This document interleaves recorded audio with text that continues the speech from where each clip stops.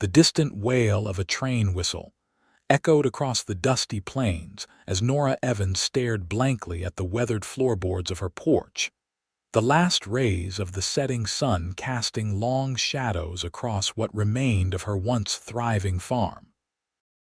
It was 1882, and at 28 years old, Nora had already lived several lifetimes of hardship in the unforgiving territory of eastern Washington. The drought had claimed her crops for the third season in a row. The bank notice crumpled in her hand was just the final blow in a series of misfortunes that had systematically dismantled everything she had fought to build since her husband's death, 2 years prior. Tomorrow, they would come for the farm, her home, her haven, and the last connection to the life she once had. Walla Walla, Washington had been her home for nearly a decade. She'd arrived as a hopeful bride, left as a widow, and now stood to lose even the memory of that brief happiness. The thought of it made her chest tighten with an emotion that had become all too familiar: despair. As darkness settled over the land, Nora didn't bother lighting a lamp. What was the point? The darkness inside her was far more consuming than any night could ever be.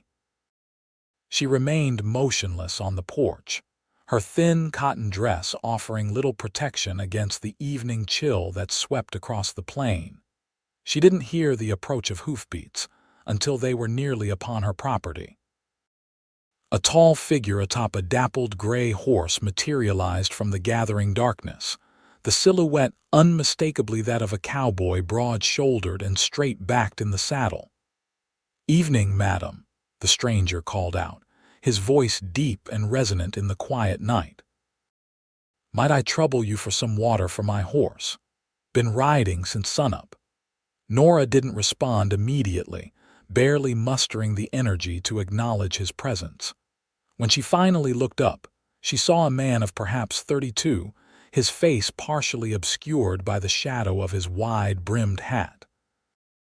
What little she could see revealed sun-weathered skin and a strong jawline covered with several days' worth of stubble. "Pumps around back," she said flatly, her voice rusty from disuse. "Help yourself." The stranger dismounted with the fluid grace of a man who'd spent more time in the saddle than on his own 2 feet. He tipped his hat in thanks before leading his horse toward the water pump. When he returned some minutes later, Nora hadn't moved from her spot on the porch steps. The stranger paused, studying her with a thoughtful gaze. "Name's Riley O'Malley," he offered, removing his hat to reveal thick dark hair and remarkably clear blue eyes that caught what little light remained in the sky. "I was hoping to make it to town before nightfall, but it seems I've misjudged the distance." "Town's another 5 miles west," Nora replied mechanically. Riley nodded, then glanced toward the darkening sky. "Might be best to make camp for the night and continue at first light." "Would you mind if I set up by your barn, madam? I wouldn't want to impose, but do what you want." Nora cut him off, her voice hollow. "None of this will be mine come tomorrow anyway." A curious expression crossed Riley's face as he stepped closer, respectfully keeping a proper distance, but close enough that she could see the concern in his eyes. "Forgive my intrusion, but are you all right, madam?" The question, so simple, so genuine, nearly broke what remained of Nora's composure. A bitter laugh escaped her lips. "All right? No, Mr. O'Malley, I am not all right, not by any measure of the word." She gestured vaguely at the farm around them. "The bank takes this place tomorrow. 3 years of drought, a dead husband, and debts I can't pay, so no, I am not all right." Instead of the awkward retreat she expected, Riley simply nodded, his expression solemn but not pitying. "I see," he said quietly. "That's a heavy burden for anyone to bear alone." "Well, there's no one else to bear it, is there?"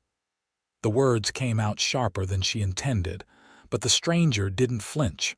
Riley stood there a moment longer, then moved to secure his horse to the porch railing.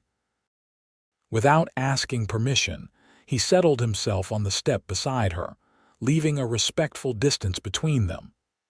"Sometimes," he said softly, gazing out at the vast expanse of land before them, "just having someone sit with you in the darkness makes it a little less dark." Nora opened her mouth to tell him to leave, that she didn't need his company or his platitudes, but the words died on her lips. The truth was, she couldn't remember the last time anyone had simply sat with her, offering presence without demands or expectations. So they sat in silence as night fully claimed the sky, two strangers on a porch, watching as stars began to punctuate the vast blackness above. "I lost my wife and daughter to fever 5 years back," Riley said suddenly, his voice quiet but steady. "Had a small spread in Nebraska. Couldn't stand to look at it afterward. Started drifting west. Never quite found a reason to stop." Nora turned to study his profile, surprised by the unbidden confession. "I'm sorry," she said, and meant it. Riley nodded, acknowledging her words. "Life has a way of beating a person down until they can't see a way forward. I've been there." "And yet here you are," Nora observed, a hint of bitterness creeping into her tone. "Still moving forward." "Here I am," Riley agreed. "One foot in front of the other, even on days when I couldn't see the point." The night grew deeper around them, the temperature dropping further. Nora shivered but made no move to go inside. "You should get some rest, madam," Riley said gently. "Tomorrow will come whether we're ready for it or not." "Nora," she said suddenly. "My name is Nora Evans." Riley nodded, a small smile touching his lips. "Pleased to meet you properly, Mrs. Evans."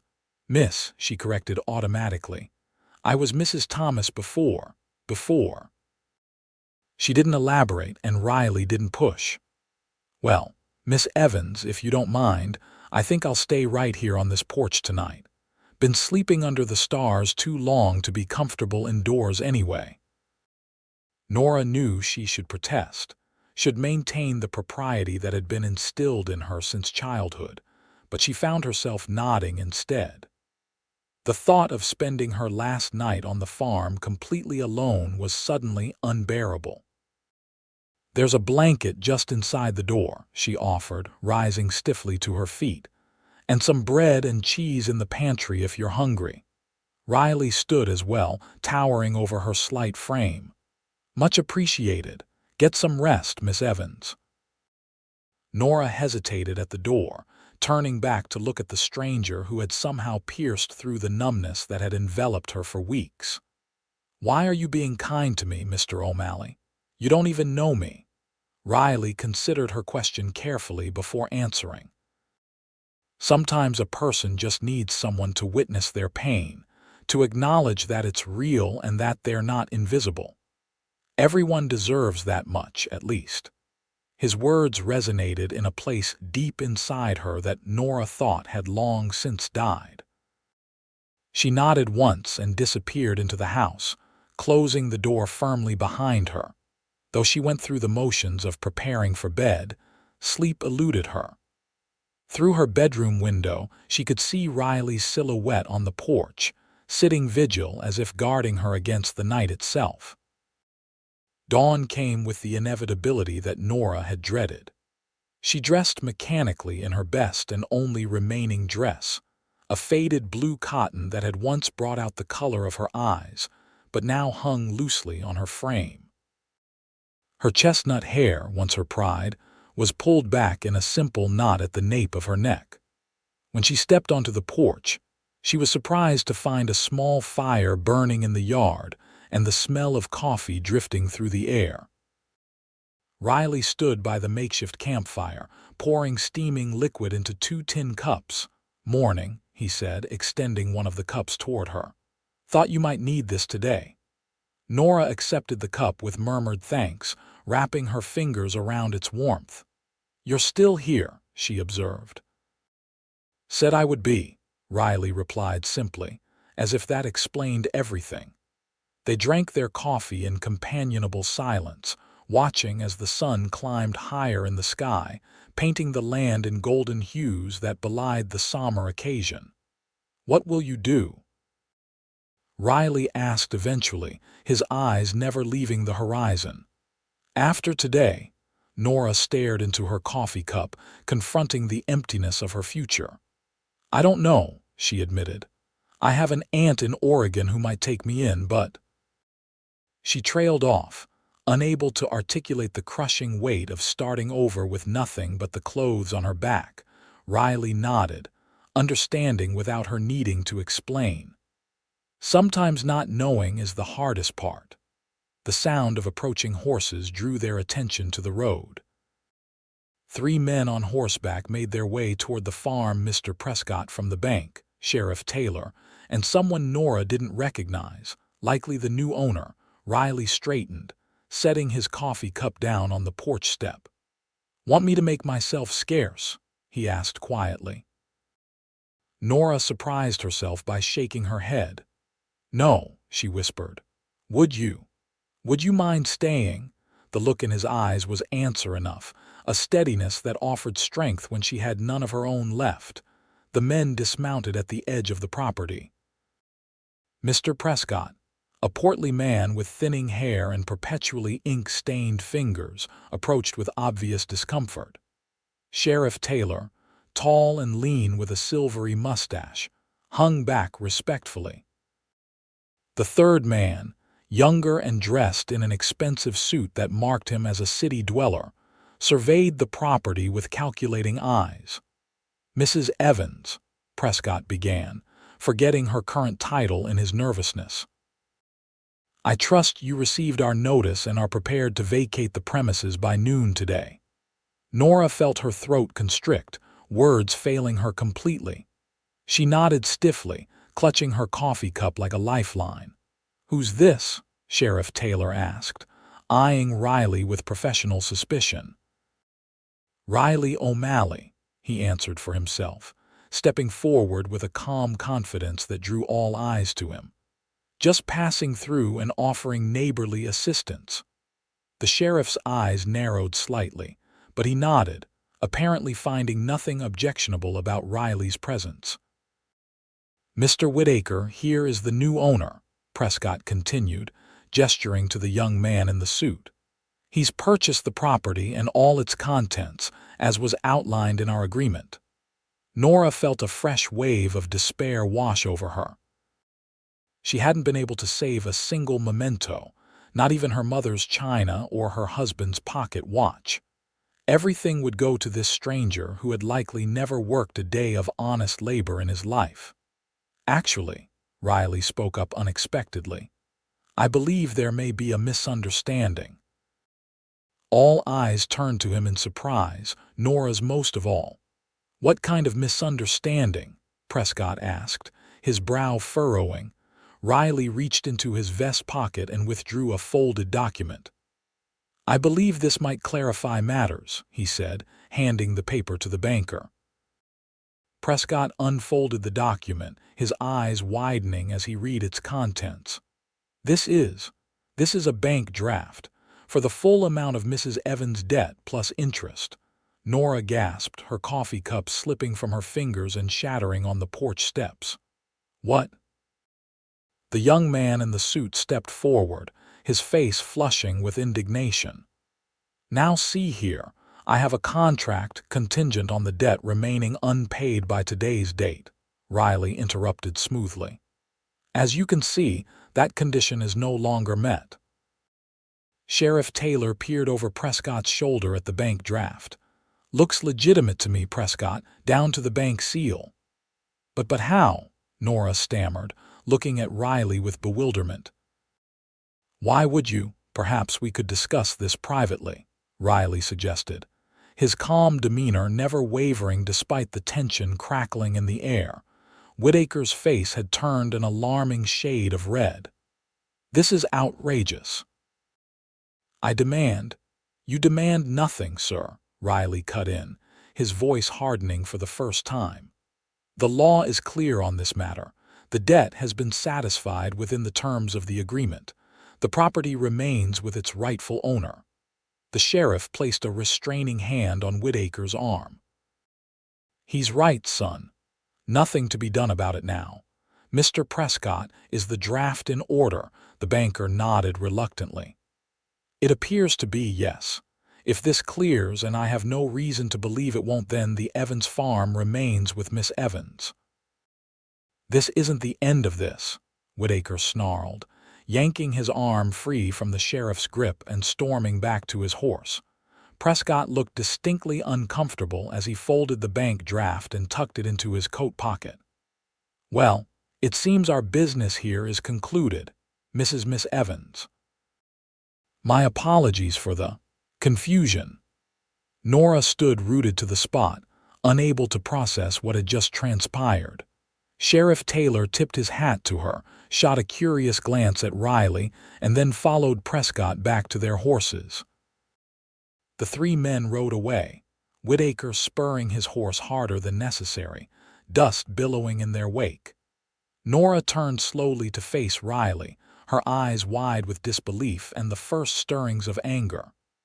"What did you just do?" she demanded, her voice trembling. Riley met her gaze steadily. "I paid your debt. Why, you don't even know me." The shock was giving way to confusion and a strange, defensive fear. "I don't need charity, especially not from a stranger." "It's not charity," Riley replied calmly. "It's an investment, Nora echoed incredulously. "In what exactly?" "In someone who deserves a second chance." Riley's gaze softened. "In land that's good and fertile despite a few bad seasons." Nora shook her head, struggling to make sense of his actions. "I can't accept this. I can't possibly repay you." "I'm not asking you to," Riley said simply. "At least, not in the way you're thinking." "Then what do you want?" Suspicion colored her tone. Men didn't simply hand over that kind of money without expecting something in return. Riley gestured toward the porch steps. "Would you sit with me a moment?" "Please." Still dazed, Nora complied, sinking onto the steps beside him. The broken pieces of her coffee cup lay scattered at their feet, a fitting metaphor for how shattered her understanding of the world felt at that moment. "I told you I've been drifting for 5 years, Riley began, his gaze fixed on the distant horizon. "What I didn't tell you is that I've been looking for something all that time, without even knowing exactly what it was." He paused, choosing his words carefully. "When I saw you sitting here last night, I recognized something in you. The same emptiness, the same loss of hope that I carried for so long. So this is pity." Nora's voice was barely audible. Riley shook his head firmly. "No, this is recognition. This is one soul seeing another and knowing that together there might be a path forward that neither could find alone." He turned to face her fully. "I'm not proposing marriage or making any improper suggestions, Miss Evans. I'm offering a partnership. I have the means to restore this farm and the knowledge to help it thrive. What I lack is a place to belong, a purpose beyond simply existing from one day to the next." Nora stared at him, trying to see beyond the surface to the man beneath. "You're a stranger," she said again, but with less conviction. "Yes," Riley acknowledged, "for now, but I'd like the chance to change that if you're willing." "And if I refuse?" Nora asked, needing to understand all the parameters of this unexpected proposal. "Then I'll tear up the bank draft, ride away, and you'll never see me again," Riley said simply. "The choice is entirely yours." Nora looked out across her land still hers, against all odds, and felt something shift inside her chest.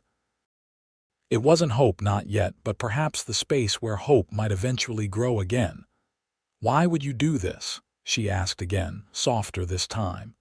"There must be easier ways to find a purpose."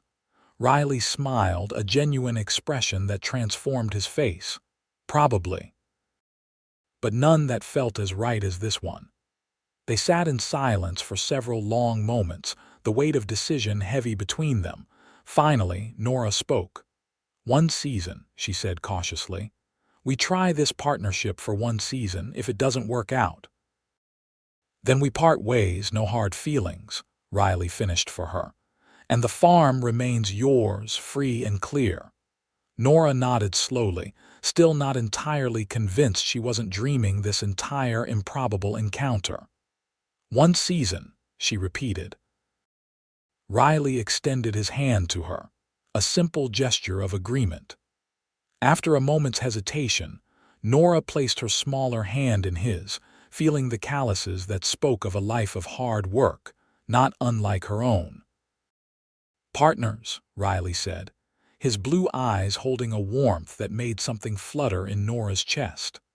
"Partners," she echoed, and for the first time in longer than she could remember, the word tomorrow didn't fill her with dread. The day stretched before them, no longer the ending she had feared, but something new and uncertain. Riley rose to his feet, brushing the dust from his trousers. "Well, partner," he said with a hint of a smile, "what needs doing first?" Nora blinked, momentarily at a loss. She had been so focused on losing everything that she hadn't considered what it would mean to keep it. The north field needs clearing before we can plant," she found herself saying. "And the irrigation ditch has partially collapsed." Riley nodded, already assessing the work ahead. "Let's start with the irrigation. No sense planting if we can't water properly when the time comes." Just like that, they fell into a rhythm of work that felt both strange and familiar. Riley removed his coat and rolled up his sleeves, revealing strong forearms tanned by the sun. He worked with the efficiency of a man accustomed to physical labor, and Nora found herself matching his pace, her body remembering the movements it had performed countless times before her spirit had given up. By midday, sweat dampened both their brows, but a significant portion of the irrigation ditch had been cleared and reinforced. Riley straightened, stretching his back. "You've done this before," Nora observed, wiping her forehead with the back of her hand. "Grew up on a farm in Illinois," Riley confirmed, "and had my own place in Nebraska like I mentioned." "You said you lost your family," Nora ventured cautiously. "I'm sorry if it's painful to speak of." Riley's expression grew distant but not closed off. "My wife Sarah and our daughter Elizabeth. Lizzie was only 4. The fever came through our town in '77, took nearly a third of the population with it. Including my husband," Nora said softly. "Not the fever, but typhoid. 2 years ago." Their eyes met in mutual understanding, a bridge formed through shared grief that needed no further words. They returned to their work, the silence between them no longer awkward but companionable. As the sun began its descent, Riley insisted they stop for the day. "We've made good progress," he said, surveying their work with satisfaction. "No sense working ourselves to exhaustion on the first day." Nora realized with a start that she was physically tired but mentally more alert than she had been in months. The constant fog of despair that had clouded her thoughts had lifted, if only temporarily, replaced by the simple focus of necessary labor. "I should prepare something to eat," she said, suddenly conscious of her duties as a hostess or partner, whatever this arrangement might be called. "Let me help," Riley offered. "I'm not much of a cook, but I can peel potatoes with the best of them." The domestic scene that followed felt surreal to Nora, a man in her kitchen, helping prepare a meal, speaking of irrigation techniques and crop rotation, as if they had been farming together for years rather than hours. Riley moved with a careful respect for her space, never presuming or overstepping, yet somehow fitting into the rhythm of her home as if he belonged there. "Where will you sleep?" Nora asked abruptly, the question occurring to her only as they finished their simple meal of potato soup and the last of her bread. Riley gestured vaguely toward the barn. "The hayloft is fine for me. I've slept in far worse places." "There's a spare room," Nora found herself saying. It's small, just off the kitchen. My husband used it when he needed to be up early for calving or such. Riley studied her face carefully. Are you certain? I wouldn't want to compromise your reputation or comfort. Nora almost laughed at the absurdity of it. My reputation. Mr. O'Malley, I'm a widow living alone on a failing farm miles from town. I'm not sure I have much of a reputation left to protect. All the more reason to protect what remains, Riley said seriously. I'm happy in the barn, truly. Nora recognized the wisdom in his words, even as she appreciated the consideration behind them. The barn, then, she agreed, but at least take some blankets. The nights are still cold. As darkness fell once more, they sat again on the porch, but the atmosphere couldn't have been more different from the previous evening. Where before there had been emptiness and resignation, now there was. Not quite hope, but perhaps its precursor possibility. Tell me about the farm, Riley requested, leaning back against the porch post. Before the drought. What did you grow? What livestock? Nora found herself speaking more than she had in months, describing the wheat fields that had once stretched golden across the northern acreage, the small herd of cattle they had maintained, the vegetable garden that had produced enough to see them through winter with plenty left over to trade in town. James, my husband, he had dreams of expanding, she continued, memories flooding back that she had kept locked away. He wanted to try fruit trees along the western ridge, said the slope and sun exposure would be perfect. He was right, Riley observed. That ridge has good drainage and protection from the worst of the winter winds. Apples would do well there, maybe pears too. You think so? Nora asked, surprised by how much the idea appealed to her. It would be years before they bore fruit. Riley's eyes met hers in the fading light. Some of the best things in life take time to come to fruition, Miss Evans. There was something in his gaze that made Nora look away, a warmth and steadiness that unsettled her in ways she wasn't ready to examine. It's getting late, she said, rising to her feet. We should both get some rest if we're to continue with the irrigation work tomorrow. Riley stood as well, towering over her in the darkness. Thank you, he said unexpectedly. For what? For taking a chance, for not sending me away. His voice was soft but sincere. Not everyone would have the courage to accept help from a stranger. I'm not sure it's courage so much as desperation, Nora admitted, her honesty surprising even herself. Sometimes they look the same from the outside, Riley replied with a small smile. Good night, Miss Evans. Sleep well. Good night, Mr. O'Malley. As she watched him walk toward the barn, a tall silhouette against the starlit sky, Nora felt the strangest sensation in her chest, a lightness, a flutter of something that might, with time and care, become hope once more. The days that followed established a pattern that gradually began to feel like normality. They rose with the sun, worked until its setting, and slowly but surely, the farm began to show signs of revival. The irrigation ditch was fully repaired by the end of the first week, ensuring that, when rain finally came, as Riley insisted it would not, a drop would be wasted. They cleared the north field together, Nora driving the plow while Riley guided the old draft horse that had somehow survived the worst of the farm's decline. The soil turned over dark and rich beneath the blade, revealing its potential despite the years of drought. Good land, Riley commented, running the earth through his fingers. Just needs water and care. And seed, Nora pointed out practically, which we don't have. Riley straightened, brushing dirt from his hands. I've been meaning to talk to you about that. I need to ride into town, see about purchasing seed and some other supplies. Would you come with me? Nora hesitated. She hadn't been to town in nearly 2 months, avoiding the pitying glances and whispered conversations that followed her through the streets. The thought of appearing there now, with a strange man at her side, made her stomach twist with anxiety. "People will talk," she said finally.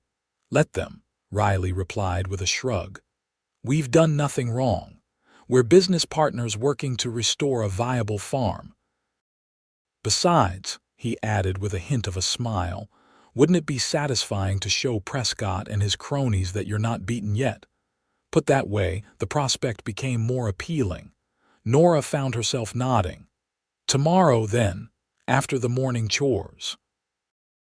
The ride to Walla Walla the next day was the longest journey Nora had undertaken in months. She wore her second-best dress, a green calico that had faded with washing but still maintained its shape. Her hair was neatly braided and pinned, and she'd even dabbed a bit of rosewater behind her ears, a luxury she hadn't indulged in since James died. Riley, for his part, had shaved his stubble and donned a clean shirt beneath his worn leather vest. His dark hair was combed neatly beneath his hat, and atop his dappled gray horse, he cut a striking figure that Nora couldn't help but notice was drawing appreciative glances from women as they rode into town. Their first stop was the general store, where Mr. Peterson greeted Nora with poorly concealed surprise. "Miss Evans, didn't expect to see you in town today." His gaze shifted curiously to Riley. "Who's your friend?" "This is Mr. O'Malley," Nora said, lifting her chin slightly. "My new business partner. We're here for farming supplies." Peterson's bushy eyebrows rose nearly to his hairline. "Business partner, is it? Well, now that's interesting. Heard the bank was foreclosing on your place." "You heard wrong," Riley interjected smoothly. "The Evans farm is operational and preparing for spring planting. We'll need 50 pounds of wheat seed, 20 of corn, and 10 of vegetable assortment.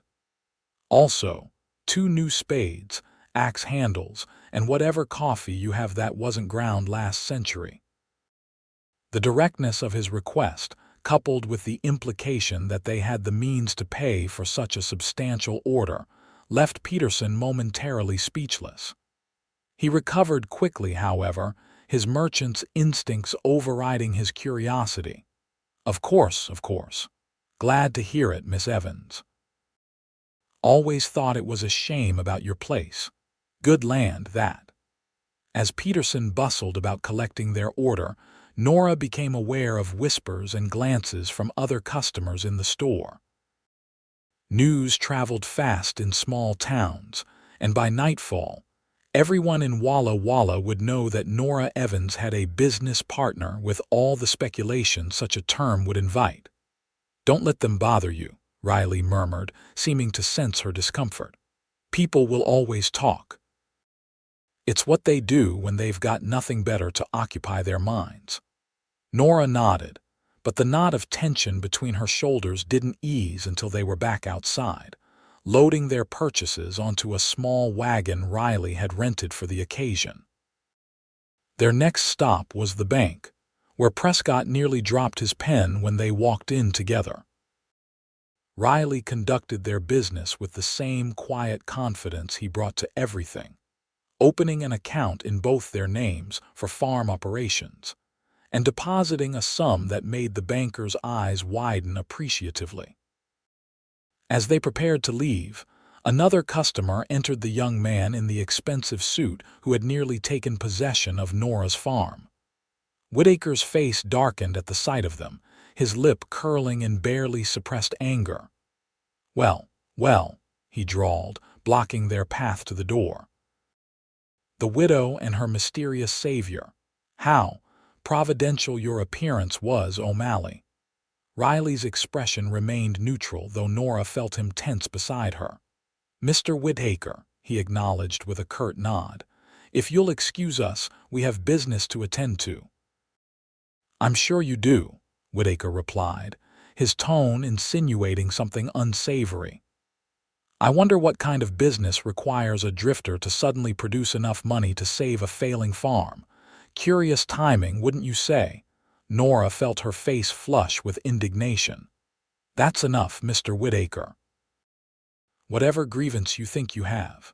Oh, I know exactly what grievance I have, Whitaker interrupted, his gaze fixed malevolently on Riley. And I suspect the good people of Walla Walla would be very interested to learn just where your partner's money comes from.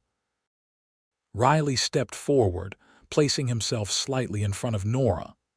Make your accusation plainly if you have one, Whitaker. Otherwise, step aside. The tension in the bank was palpable, Prescott watching wide-eyed from behind his desk, clearly reluctant to intervene. Whitaker's hand drifted toward his waistcoat, where the outline of a small pistol was just visible. Perhaps I should let the sheriff sort this out. I hear there was a bank robbery in Boys not 3 weeks ago. Substantial sum taken. Curious coincidence.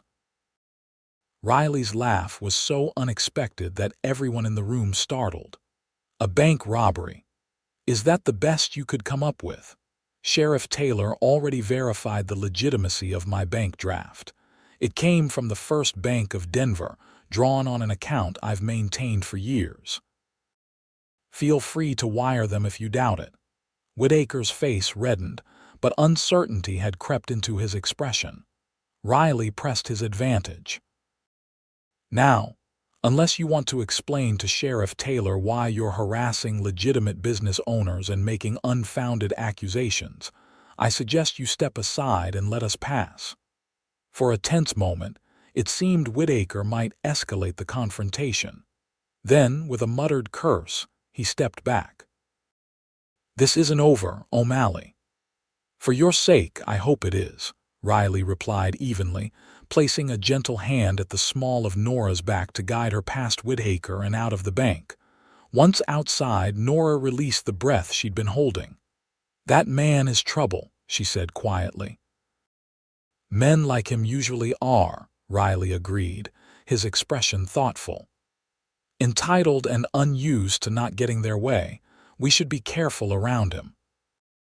The rest of their errands passed without incident, though Nora was acutely aware of the curious glances and hushed conversations that followed them through town. By the time they headed back to the farm, the wagon loaded with supplies, the spring sun was beginning its descent toward the western horizon. Thank you, Nora said suddenly as they crested the hill that would bring the farm into view, for standing up to Whitaker, for all of this. She gestured vaguely at the wagon full of supplies, and seed that represented a future she had thought lost to her. Riley glanced at her, the late afternoon light gilding his profile. No need for thanks between partners, he said simply, but his eyes held a warmth that sent a flutter through Nora's chest. As they approached the farm, Riley suddenly reined in his horse, his posture alert. Something's wrong, he said tensely. Nora followed his gaze and gasped. Smoke was rising from behind the house, dark and ominous against the clear sky. The barn, she cried, panic rising in her throat. They spurred their horses forward, the wagon bouncing dangerously behind them as they raced down the rutted lane. They arrived to find the barn fully engulfed in flames, the heat so intense they couldn't approach closer than 20 yards. Nora watched in horror as the structure that had stood for over 30 years collapsed in on itself, sending a shower of sparks into the darkening sky. The animals, she whispered, remembering the 2 milk cows and handful of chickens that represented their entire livestock. Already out, Riley said, pointing to where the cows grazed peacefully in the side pasture, apparently unperturbed by the destruction. Someone let them out before setting the fire. Setting, Nora turned to him in shock. You think this was deliberate? Riley's expression was grim. No doubt about it. Look. He pointed to a clear trail of disturbed earth leading from the barn toward the road, hoofprints, fresh and deep. Someone wanted to send a message. Whitaker, Nora breathed, the confrontation in the bank taking on new significance. Most likely, Riley agreed, his jaw tight with anger, though we can't prove it. As the last of the barn collapsed in a final, thunderous crash, Nora felt tears streaming down her cheeks. It was too much to have hope rekindled only to see it literally go up in flames. The barn had been essential to their operation, housing not only animals but equipment, feed, and now all the new supplies they had just purchased. "We can't do this," she said brokenly, the defeat she had momentarily escaped crashing back over her. "It's too much." First the drought, then James, now this. It's like the world itself is telling me to give up. Riley turned to her, his face illuminated by the dying firelight. His expression was intense, almost fierce. "No," he said firmly. "This is not the end, Nora. This is just another challenge to overcome." "How can you say that? Look at it." She gestured wildly at the smoldering ruins. "Everything we just bought, everything we needed, it's gone." "Not everything," Riley countered. "The house stands. The land remains. We still have seed and tools can be replaced. Most importantly, we're both unharmed." "But no," Riley interrupted, taking her gently by the shoulders. "Listen to me, Nora. I've lost everything before everything, and I survived. We will survive this too, together." The conviction in his voice, the steadiness of his hands on her shoulders, the unwavering belief in his eyes, it all reached into the darkest part of Nora's soul and kindled something that had long been extinguished. "Hope lives," Riley said softly, his gaze holding hers. "Even in the ashes, hope lives. I promise you that." In that moment, with the acrid smell of smoke in the air and destruction all around them, Nora made a choice to believe him, to trust that tomorrow might indeed be better than today. It was a small seed of faith, fragile and tentative, but it took root nonetheless. "Where do we start?" she asked, wiping away her tears with the back of her hand. Riley's smile was gentle but determined. "We start by saving what we can, then we rebuild, one day at a time." They worked through the night, salvaging what little remained from the barn's periphery that hadn't been consumed by flames. By dawn, they had assembled a pitiful collection, a few hand tools, some partially charred lumber, a miraculous intact bag of nails. As the first light of day spilled across the eastern horizon, Riley and Nora sat side by side on the porch steps, exhausted, smoke-stained, but undefeated.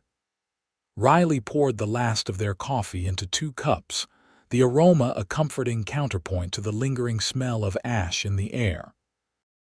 "We need to report this to Sheriff Taylor," Riley said, his voice rough with fatigue, "though I doubt anything will come of it."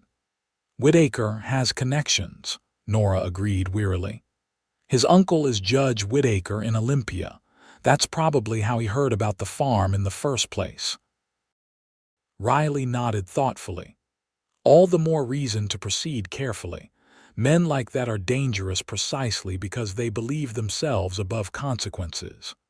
"What now?" Nora asked, the question encompassing far more than just their immediate next steps. "Now we rest," Riley said firmly. "Then we make a plan. We still have the seed, and the planting season hasn't passed us by yet. The house has that lean-to on the back. We can expand it for temporary shelter for the animals until we can rebuild properly." Nora studied him in the early morning light, marveling at his resilience. "You really don't give up, do you?" Riley's eyes met hers, something profound and unspoken passing between them. "Not on things that matter," he said quietly. The weight of his words, the intensity of his gaze, sent a warmth spreading through Nora that had nothing to do with the rising sun. She looked away first, suddenly conscious of how close they sat, of the intimacy of the moment despite their disheveled state. "You should get some sleep," she said, rising to her feet. "You can take the spare room. I insist," she added when he began to protest. "The hayloft is no longer an option, obviously, and you need proper rest." Riley hesitated, then nodded in acceptance. "Just for today," he conceded. "Thank you. While Riley slept, Nora washed their smoke-infused clothing and hung it to dry in the spring breeze. She tidied the house, trying to ignore the charred remains of the barn visible through the kitchen window. By mid-afternoon, when Riley emerged from the spare room looking refreshed despite the brevity of his rest, she had prepared a simple meal of beans and cornbread. "You didn't sleep," he observed, taking a seat at the kitchen table. "I'll rest later," Nora replied, placing a plate before him. "I've been thinking about what you said about rebuilding." Riley ate with the appreciation of a man who had known hunger, waiting for her to continue. "Before the fire, we were spreading ourselves too thin," Nora said, organizing her thoughts as she spoke. "Trying to restore everything at once, the fields, the livestock, the irrigation. Maybe this is an opportunity to focus our efforts more strategically." Riley's eyes brightened with interest. "Go on." "The wheat field needs the most immediate attention if we're to have a harvest this year. The vegetables can wait. We can plant enough for our own use in the kitchen garden. And perhaps we start with just the chickens for now, rebuild the animal stock gradually." "Smart thinking," Riley nodded approvingly. "Prioritize what will sustain us through the winter. The rest can come with time." "And James's fruit trees," Nora added, surprising herself. "On the western ridge." "Not many, just a start. Something for the future." The smile that spread across Riley's face was like the sun breaking through clouds. "I think that's a fine plan, partner." That afternoon, they rode together to town to report the fire to Sheriff Taylor, who listened to their account with a grave expression but, as they had anticipated, could offer little help without concrete evidence linking Whitaker to the crime. "I'll keep an eye on him," the sheriff promised. "But men like that are careful. They rarely do their own dirty work." "We're not looking for justice, Sheriff," Riley said pragmatically. "Just awareness that someone might have a grudge against us. If anything else happens, we'd appreciate a swift response." Taylor nodded, eyeing Riley with renewed interest.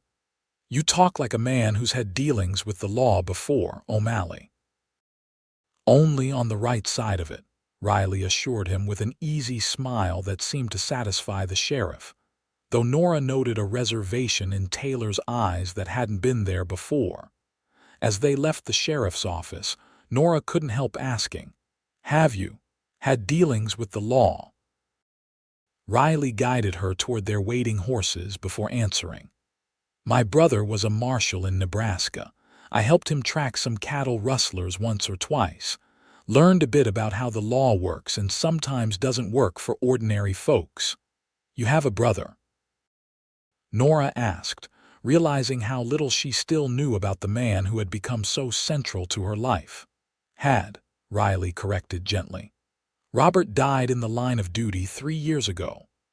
"I'm sorry," Nora said, the words feeling inadequate for the weight of loss they represented. Riley helped her mount her horse, his hands strong and steady at her waist.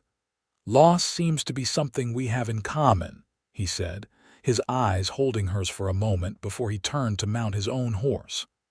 "Maybe that's why this partnership works."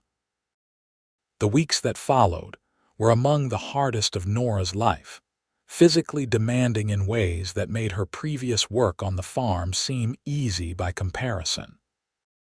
They rebuilt the lean-to into a serviceable shelter for the animals, prepared and planted the north field, and established a small but thriving vegetable garden. Every evening found them exhausted but satisfied, sharing simple meals and conversation on the porch as the spring days gradually lengthened into early summer. Despite the physical proximity of their working relationship, Riley maintained a respectful distance that Nora found both reassuring and, increasingly, frustrating. There were moments when their hands touched passing tools, when Riley's gaze lingered on her a fraction longer than necessary. when laughter over some shared observation transformed into something deeper and more meaningful, that Nora felt the unmistakable pull of attraction. But always, Riley would step back, redirect, maintain the boundaries of their partnership with careful precision. It was during one such evening, as they sat watching the sunset paint the western sky in shades of gold and crimson, that Nora finally gathered the courage to ask the question that had been forming in her mind for weeks. "Why did you really come here, Riley? To this farm, to Walla Walla? There must have been 100 places between Nebraska and Washington where you could have settled." Riley was quiet for so long that Nora thought he might not answer. When he finally spoke, his voice was soft, reflective. "I was looking for something I thought I'd lost for good," he said. "A reason to stay instead of wander, a purpose beyond just surviving another day." He turned to look at her, the fading light catching the blue of his eyes. "When I saw you that night, sitting on these very steps with defeat written across every line of your body, I recognized myself. The way I was after Sarah and Lizzie died. And I thought, maybe this is why I kept moving all this time. Maybe I was meant to be here at this moment to help someone else find their way back to hope." The sincerity in his words, the vulnerability in his expression, made Nora's heart ache with a bittersweet longing. "And have you," she asked softly, "found a reason to stay?" The question hung in the air between them, laden with meaning beyond the simple words. Riley's gaze never wavered from hers. "I believe I have," he said, his voice barely above a whisper, "if there's a place for me here." Nora felt her breath catch in her throat. "There is," she replied, surprised by the steadiness of her own voice despite the rapid beating of her heart. "There has been since the moment you paid my debt." Something shifted in Riley's expression, a barrier lowering, a permission granted. He reached out slowly, giving her every opportunity to pull away, and brushed a strand of hair from her face with gentle fingers. "Nora," he began, his voice rough with emotion, "I don't want you to feel obligated in any way because of what I did. The farm, the money, none of that creates any expectations." "I know that," she assured him, leaning slightly into his touch. "I've known that from the beginning. It's one of the reasons I trust you." Riley's hand came to rest against her cheek, warm and calloused. "I've tried to keep my distance, to be respectful of your grief, of your independence, but I find myself thinking about you in ways that go beyond partnership." The confession, delivered with such honest simplicity, broke something open inside Nora, a dam of emotion she had built to protect herself from further pain. She covered his hand with her own, holding it against her face. "I think about you too," she admitted, the words both frightening and freeing. "In ways that would make Mrs. Peterson at the general store clutch her pearls in shock." Riley's surprised laugh was a beautiful sound in the gathering twilight.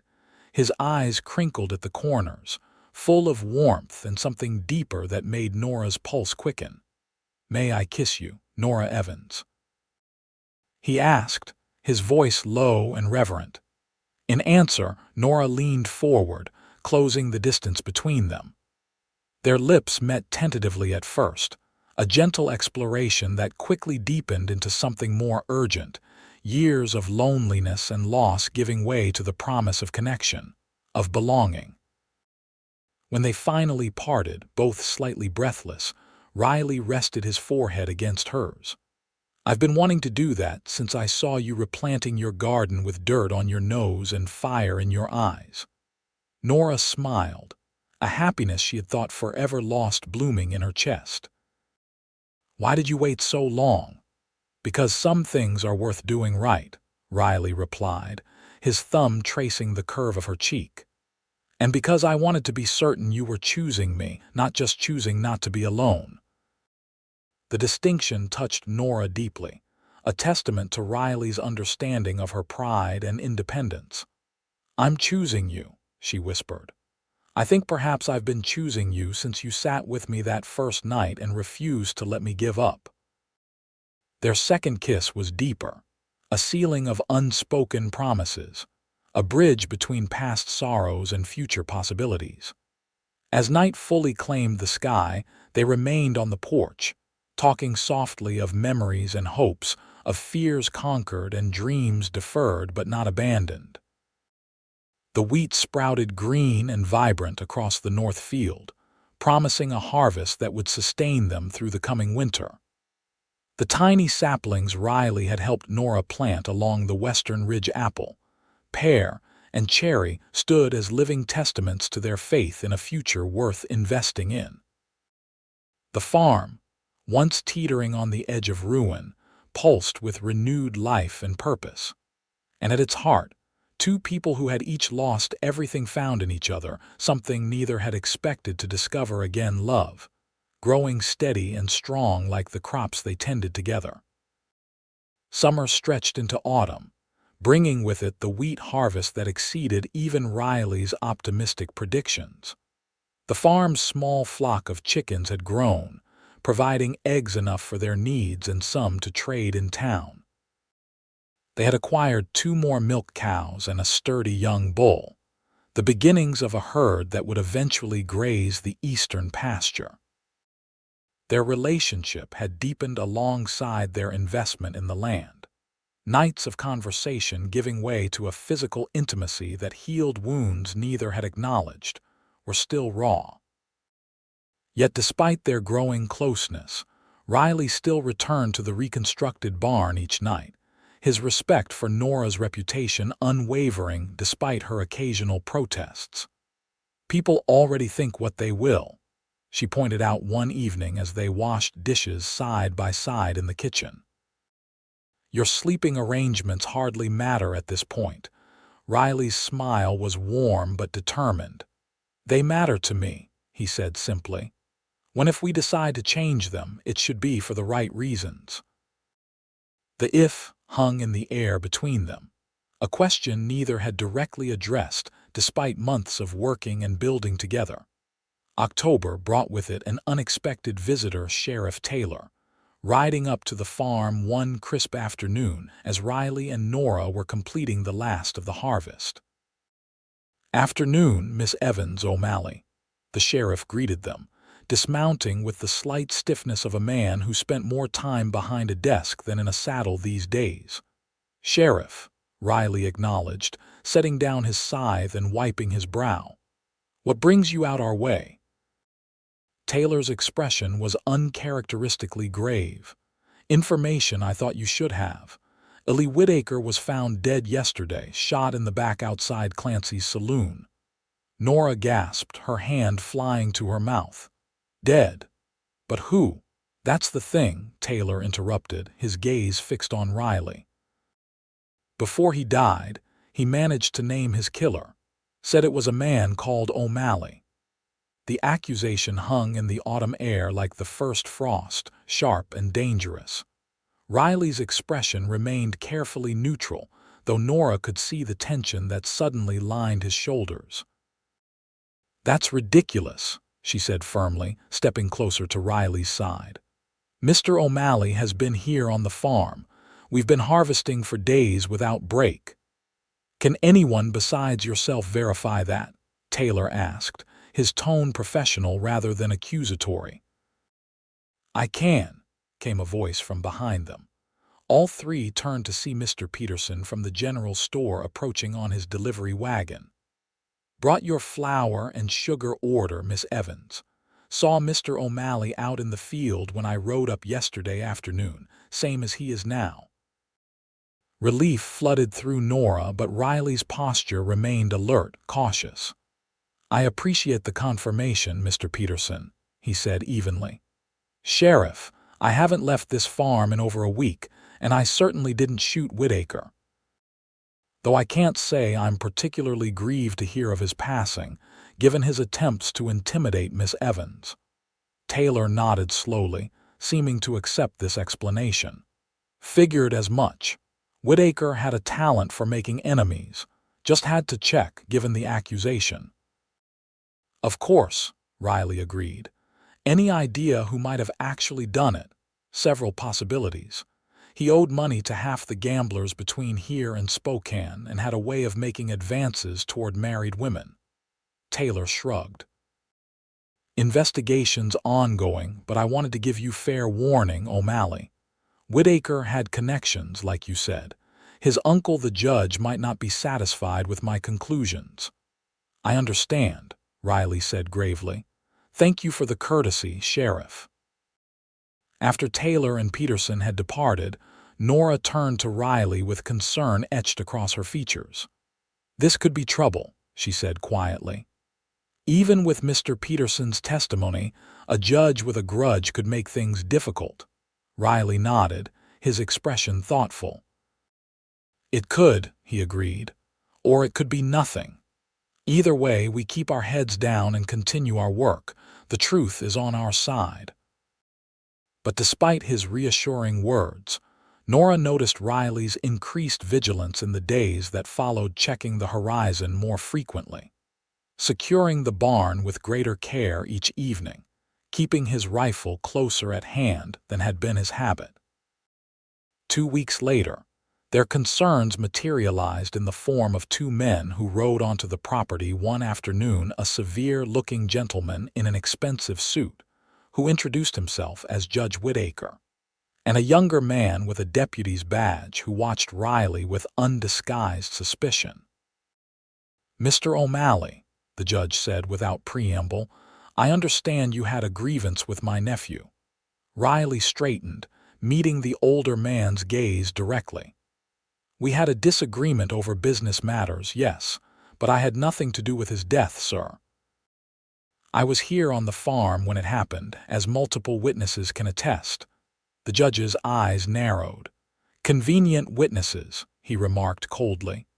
A storekeeper who depends on your business, the woman you live with. Work with, Nora corrected sharply, stepping forward despite Riley's subtle gesture for her to stay back. And my testimony should stand as valid as any man's, Judge Whitaker. Mr. O'Malley was here, harvesting wheat when your nephew was killed. That's the truth, plain and simple.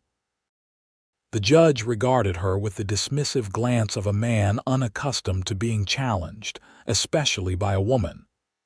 Miss Evans, I understand your investment in protecting your partner, but obstruction of justice is a serious offense. There's no obstruction where there's no crime, Riley interjected calmly. I'm sorry for your loss, Judge Whitaker, truly. But pursuing an innocent man won't bring your nephew back or serve justice.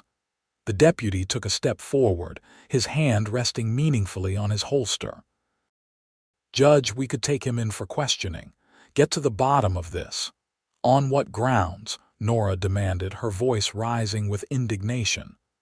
A dying man's accusation, hearsay and speculation. The lady has a point, legally speaking, the judge admitted reluctantly. Without more evidence, an arrest would be premature. The deputy looked disappointed but stepped back at a signal from his superior. Judge Whitaker fixed Riley with a penetrating stare. This isn't over, O'Malley. My nephew may have had his faults, but he was family. I intend to see justice done. As do I, sir, Riley replied evenly. True justice, based on facts, not vengeance or assumptions. After the men had departed, Nora found herself trembling with a combination of anger and delayed fear. This is absurd, she said, pacing the kitchen while Riley calmly made tea. They have no evidence, no basis for these accusations. It's persecution, plain and simple. It's grief, Riley corrected gently, setting a steaming cup before her. The judge lost someone he cared for, however undeserving that someone might have been of such regard. He's looking for someone to blame, somewhere to direct his pain. Nora marveled at his compassion, even in the face of such unjust suspicion. How can you be so understanding? They could cause real trouble for you for us. Riley sat across from her, his expression serious but calm. Because I remember what it's like. that need to make sense of loss. After Sarah and Lizzie died, I wanted someone to blame too. It took me years to accept that sometimes there simply isn't anyone at fault, just life in all its unfairness. He reached across the table to take her hand. This will pass, Nora. The truth has a way of emerging given time. His confidence proved well-founded. Over the following weeks, evidence surfaced linking Ellie Whittaker's death to a gambling dispute with a known card shark from Idaho Territory. The judge and his deputy departed Walla Walla without further contact with the farm, though Nora sometimes felt she was being watched when she went into town for supplies. With the threat receding and winter approaching, Riley and Nora turned their attention to preparing for the colder months ahead. The harvest had been bountiful. Their larder was well stocked, and the farm had been transformed from a failing enterprise to a modest but promising one. One crisp November evening, as the first light dusting of snow fell beyond the windows, Riley surprised Nora by appearing at the kitchen door dressed in his best shirt, his hair neatly combed, freshly shaved. "I thought we might have dinner in town tonight," he suggested, a hint of nervous energy in his typically confident demeanor. Nora raised an eyebrow, setting aside the mending she had been working on. "In town? Any particular occasion?" "Just thought it might be nice to celebrate our successful harvest," Riley replied, a little too casually. "The Riverside Hotel has a decent dining room, I hear." Intrigued by his unusual behavior, Nora agreed, changing into her best dress, the blue one she had worn the day he arrived, now carefully altered to fit her frame, which had filled out healthily after months of proper meals and hard but purposeful work. The Riverside Hotel was indeed the finest establishment in Walla Walla, its dining room lit with actual gas lamps and set with proper linen tablecloths. As they were seated at a corner table, Nora was acutely aware of the curious glances from other diners, though most were polite enough to limit their interest to brief looks rather than outright stares. "This is lovely," she said sincerely, taking in the relative luxury around them. "But surely too extravagant for a simple harvest celebration," Riley smiled, a touch of nervousness still evident in the way he adjusted and readjusted his silverware. "Perhaps I had an additional motive," he admitted. Before he could elaborate, a waiter appeared to take their order. Once the man had departed, Riley reached across the table to take Nora's hand, his expression growing serious. "Nora," he began, his voice low but steady, "these past months have been the happiest I've known since I lost my family. Working beside you, watching you reclaim your strength and hope, has been a privilege beyond anything I could have imagined when I rode onto your farm that night."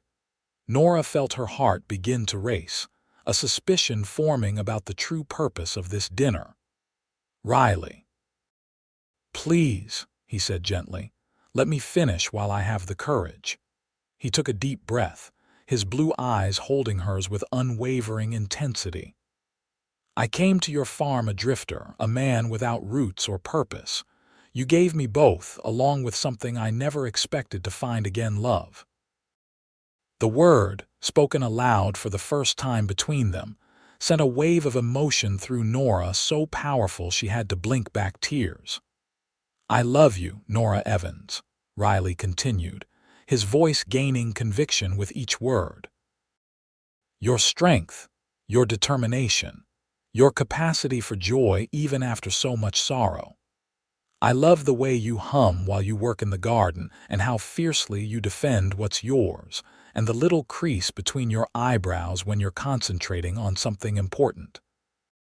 He released her hand briefly to reach into his vest pocket, withdrawing a small object that he placed on the table between them, a simple gold ring with a modest pearl set in its center. "This was my grandmother's," Riley explained, his voice dropping to a near whisper. The only thing of value I kept when I sold my farm in Nebraska. I've carried it all these years, waiting for you, I think, though I didn't know it at the time." He took her hand again, the ring resting between them like a promise waiting to be fulfilled. "Nora Evans, would you do me the extraordinary honor of becoming my wife? Of building a life together on the land we've both come to love?" Nora stared at the ring, then at the man offering it, this remarkable person who had appeared in her darkest hour and steadfastly refused to let her surrender to despair, who had worked alongside her without dominating, supported without controlling, loved without demanding. "Yes," she said, the word emerging as a joyful certainty rather than a hesitant acceptance. "Yes, Riley O'Malley, I will marry you." The smile that illuminated his face was like sunrise breaking over the eastern fields, radiant, warm, full of promise. He slipped the ring onto her finger, its weight unfamiliar but immediately right. "It fits perfectly," she marveled, holding her hand up to admire the way the pearl caught the lamplight.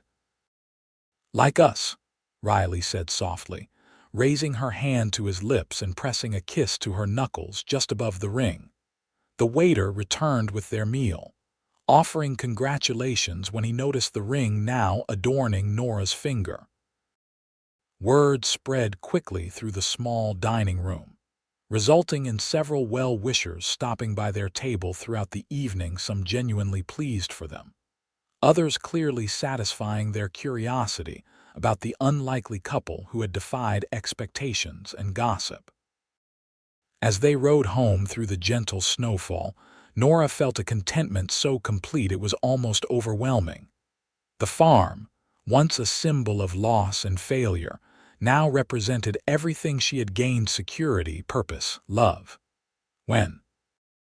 she asked as they approached the farmhouse, its windows glowing with welcoming light in the darkness. "When should we marry?" Riley helped her down from her horse, his hands lingering at her waist. "I was thinking Christmas," he suggested, "if that's not too soon. Or spring if you prefer more time to prepare." Nora considered, then shook her head with a smile. "Christmas," she agreed. "I don't want to wait for spring. We've waited long enough already, don't you think?" The kiss Riley gave her in response left no doubt about his agreement with that sentiment. They were married on Christmas Eve in the small church in Walla Walla, a simple ceremony attended by the handful of townsfolk who had supported them through the rebuilding of the farm. Mr. Peterson from the general store and his wife, Sheriff Taylor and his family, a few neighboring farmers who had gradually accepted Riley as one of their own. Nora wore a dress of deep green velvet, a luxury she had allowed herself for the occasion. Riley stood tall and proud in a new suit, his expression as she walked toward him down the short aisle so full of love and wonder that Nora felt her heart might burst with answering emotion.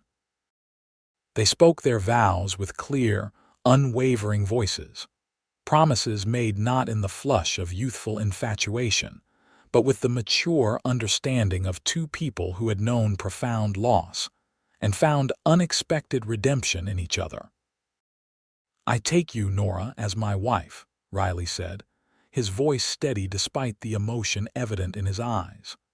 "To walk beside through whatever storms or sunshine may come our way. To build and grow with, to cherish and protect, to love faithfully all the days of my life." Nora's vows, similarly heartfelt, acknowledged the journey that had brought them together. "I take you, Riley, as my husband, the man who sat with me in darkness until I could see light again, who showed me that hope lives even in the most barren soil. I promise to cultivate that hope with you, to nurture our love as we nurture our land, to stand beside you in all seasons of our life together." As Riley slipped a simple gold band onto her finger to join the pearl engagement ring, Nora felt the final piece of her heart, the piece she had thought forever broken, slide back into place, healed and whole. The small reception that followed at the Riverside Hotel was modest but joyful, a celebration not just of their marriage but of the community that had eventually embraced them, despite initial skepticism and gossip. That night, Riley carried her across the threshold of the farmhouse, their home now in every sense, and into a future neither had dared imagine a year earlier. Spring brought new life to the farm in more ways than one. The wheat fields sprouted vibrant green, promising another bountiful harvest. The fruit trees along the western ridge burst into delicate blossoms, their first tentative flowers a testament to patience rewarded. And Nora, to her wonder and joy, discovered she was carrying a child. "A baby," Riley breathed when she told him, his hands gentle as they rested on her still flat stomach. "Our baby." The awe in his voice, the reverent touch of his hands, told Nora everything about what this meant to him: a second chance at fatherhood, a renewal of the family he had lost. "Are you happy?" she asked, though his expression left little doubt. "Happy doesn't begin to cover it," Riley replied, gathering her into his arms. "Grateful, blessed, terrified," he added with a soft laugh, "but mostly just complete." The months that followed were busy ones on the farm. Riley insisted on hiring help for the heavier work as Nora's pregnancy advanced, though she remained active in the daily operations well into her third trimester, much to the consternation of Mrs. Peterson, who had appointed herself unofficial guardian of Nora's maternal welfare. "Women have been having babies while working the land since the beginning of time," Nora pointed out when the storekeeper's wife clucked disapprovingly at finding her weeding the vegetable garden in her 7th month. "I'm pregnant, not invalid." But she did accept Riley's increased protectiveness with good grace, recognizing it as an expression of love rather than an attempt to control or limit her. And when movement became more difficult in the final weeks, she found contentment in preparing their home for the coming child, sewing tiny garments, arranging the nursery in what had once been the spare room where Riley had slept that first night. Their son was born on a crisp October morning, arriving with a lusty cry that announced his vigorous health to the world. They named him James Robert O'Malley, honoring both Nora's first husband and Riley's fallen brother. "Hello, little one," Riley whispered, cradling his son with the careful reverence of a man who understood exactly how precious this gift was. "Welcome to our farm. Your mother and I have been waiting for you." Nora, exhausted but radiant, watched the two most important people in her world with a heart so full it seemed impossible to contain such happiness. 3 years earlier, she had sat on her porch steps believing all hope was lost. Now, hope didn't merely live, it thrived, embodied in the tiny person with Riley's blue eyes and her determined chin. "He's perfect," she murmured, reaching out to touch the downy head nestled against Riley's chest. "Of course he is," Riley agreed, sitting carefully on the edge of the bed to bring their son back to her arms. "He's ours." The years that followed brought both challenges and joys to the O'Malley farm. The drought that had once nearly destroyed Nora's livelihood returned for one difficult season, testing their resilience but ultimately strengthening their partnership, as they implemented irrigation techniques Riley had learned during his travels. They added to their family 2 years after James's birth, a daughter they named Elizabeth Sarah, called Ellie for short, whose arrival coincided with the first substantial harvest from the fruit trees Riley had so carefully tended. The farm expanded gradually, additional acreage purchased from a neighboring property, new crops introduced, their reputation for quality produce extending beyond Walla Walla to markets in Spokane and even Seattle. They built a larger barn, a proper stable for their growing collection of horses, and eventually added a second story to the farmhouse to accommodate their expanding family.